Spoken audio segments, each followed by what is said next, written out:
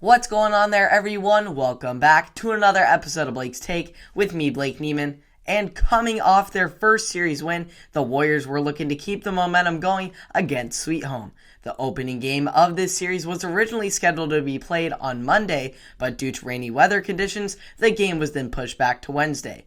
For the majority of Game 1, it was pretty much a one-man show as Cameron Ordway was doing everything for the Warriors, both at the dish and on the mound.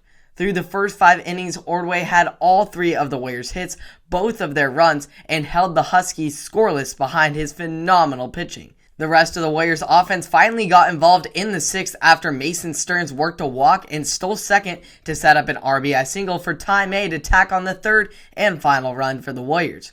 Ordway, of course, then closed this one out in the 7th to finish off the complete game in which he only allowed 4 hits, no runs, and had 8 strikeouts in the win. The next day, the Warriors were faced with a tall task in a doubleheader at Sweet Home's place. Willamette appeared to be in good position after 3 innings of play as they were able to jump out to a 3-0 lead, backing up their ace Skylar Brolin, who was locked in the zone as so it appeared. Unfortunately, things got away from Brolin in the bottom half of the 3rd after several walks and some extra hit opportunities for the Huskies, which they took advantage of to put up 6 runs in the inning, which put the pressure on the Warriors to find a way to respond. Ty May responded in a big way, snagging a run right back with a solo shot in the 4th to make it a more manageable 2-run game. The Warriors then followed that up with 2 more runs in the 6th after Alex Russell smacked a double to put himself in position for May, who was able to knock him in, and Chad Russell then followed up with a single that moved Mason Stearns into scoring position for me, and I luckily managed to bring him across with an RBI to tie the game at 6 apiece, sending this game into extra innings. With Willamette now being able to max out Sweet Home's ace Russell Hawley, the bullpen struggled to keep the Warriors off of the scoreboard in the extra frame, where the Warriors put up a 6th spot thanks to 7 walks and 3 wild pitches by the Husky bullpen, in addition to a 2-run double by Stearns and a 1-run single by May. While Sweet Home's bullpen struggled, the Warriors did not, as Braden Shank came through with a solid relief performance in which he gave up no walks and kept the Huskies off the scoreboard until the game had all but been decided in extras. For the Huskies to have to face this Warriors lineup for the 3rd time in the span of 2 days after already exhausting their bullpen made for a difficult time on the bump in the series finale. The Warriors offense got right to it, hopping out to a 6-0 lead in the first 2 innings thanks to back-to-back doubles by Cash Lindsay and Logan Carter, a sac fly by Ordway, and a bases-loaded 2-out 2 RBI single by Stearns to round off the big inning.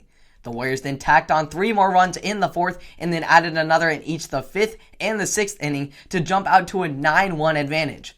The Huskies then made things interesting late in the game, though, after they put 4 runs across in the bottom of the 6th to make it just an 11-8 game going into the final inning. But just like in Game 2, the Warriors shut the door on any comeback hopes after putting up yet another crooked number with 8 runs in the 7th inning to seal the 19-8 victory and the 3-0 series sweep.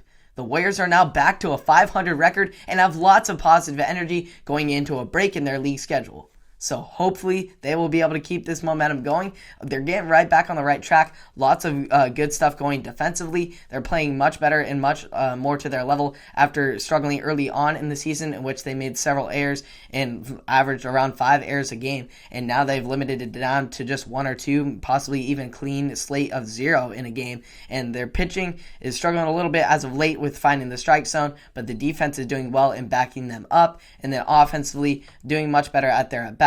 And they just got to keep this going. And now they take a couple weeks off because Woodburn didn't have a team this year, so they're not going to be able to play them this year. So which means that there's going to be a gap for while the other teams play their league schedule. The Warriors will have this off week, and they'll fill that with games against Banks and Blanchard Catholic. As long as the weather holds, it's expected to rain a lot this week. So we'll see how it goes for them, and lots of time for these pitchers to get their arms rested up and come out swinging as we finish off the league schedule against very critical opponents in both Staten and Newport, as well as the sister series. But the Staten and Newport series will definitely be this deciding factor in this season. So hopefully they can keep it going. You can keep up on all the Warriors baseball action and all the spring sports across PHS here on Blake's Take on Apple Podcasts, Spotify, and or YouTube. I hope you all enjoyed. Subscribe and like to stay up to date, and I will see you all in the next one. Have a great day.